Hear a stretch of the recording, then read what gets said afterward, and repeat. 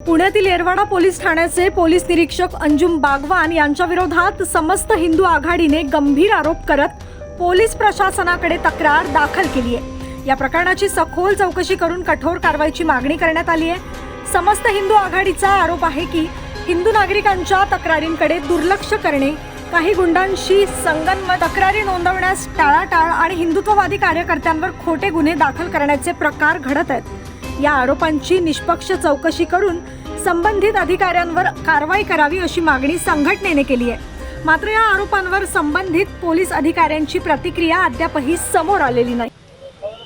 अंजुम बागवान हा येरवडा पोलीस स्टेशनचा जो अधिकारी आहे, अत्यंत नीच आणि नालायक या श्रेणीतला अधिकारी आहे। तो सरळ सरळ जातीवाद करतो। हिंदू मुस्लिम भेदभाव जे वर्तनातून दिसून येतं, त्याच्या कार्यकाळामध्ये मुसलमानांची गुंडगिरी वाढलेली आहे, हिंदूंवरचे अन्याय वाढलेले आहेत। एक विठ्ठल चिवडे नावाची व्यक्ती आहे, त्याला मुसलमान होण्यासाठी मारहाण झाली। तो कंप्लेंट द्यायला अंजुम बागवानकडे गेला।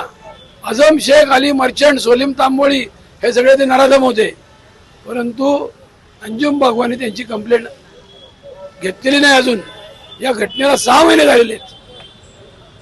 अनिरुद्ध लष्करे हा आध्यात्मिक सेनेचा म्हणजे एकनाथ शिंदेच्या नेतृत्वाखाली काम करणारा कार्यकर्ता आहे। त्याच्यावर खोटी केस अंजुम बागवानी केलेली आहे। असे अनेक अत्याचार आहेत। तो अत्यंत भ्रष्ट अधिकारी आहे आणि पोलीस कमिशनरकडे आम्ही तक्रार दिली तरी सुद्धा त्यांनी त्या तक्रारीची दखल घेतली नाही। हे आमचं फार मोठं दुःख आहे।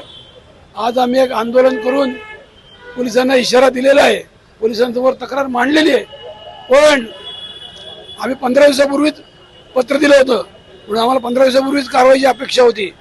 अजून कारवाई झालेली नाही। याच्यावर मोठं आंदोलन केलं जाईल आणि हा नगर रोड सगळा बंद पाडला जाईल। पुढची भूमिका हीच की अंजुम बागवानवर कारवाई होईपर्यंत आंदोलन चालूच राहील आणि त्याच्याकरता पुन्हा एकदा या ठिकाणी जन आक्रोश मांडला जाईल आणि सगळा नगर रोड बंद होईल। अशा प्रकारची संख्या जमवून या ठिकाणी मोठं आंदोलन जागृत हिंदूंचं होईल।